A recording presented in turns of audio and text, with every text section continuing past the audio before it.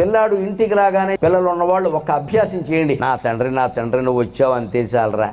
అమ్మా ఇవాళ బళ్ళో ఏం జరిగిందంటే ఏం జరిగిందిరా అని చెప్పేసి భారతంలో రామాయణంలో ఘట్టం విన్నంత ఆసక్తిగా వినా. చెప్పావులే సోది ట్యూషన్కి వెళ్ళిపో అనకూడదు. రాగానే అవి ఇవి చెప్పొద్దని చెప్పానా? ఎవరికి చెప్తారమ్మా? నీకు చెప్పకపోతే తల్లి చేయాలి ఈ పని. ఆ బ్యాగ్ తీసుకుని అక్కడ పారేసి ఏంటి నాన్న ఏం జరిగింది? వాడు చెప్పిన కథ అంతా భగవద్గీత విన్నంత ఆశ్చర్యకరంగా వినాలి. వాడు ఇంత చేసేదంటే వాడు పక్కవాడు ఏదో చేశాడు, మాస్టర్ ఏదో ఓటాను అదే చెప్తాడు. మా అప్పుడు ఎప్పుడు ఇలా జరగలేదురా. ఇలా చెబితే కలిగే ప్రయోజనం చెబుతున్నాను నేను. చిన్నప్పుడు వాడు చెప్పిందల్లా మనం వింటే వాడు పెద్దయ్యాక మనం చెప్పినట్టే వింటాడమ్మా, అనుమానం ఉంది.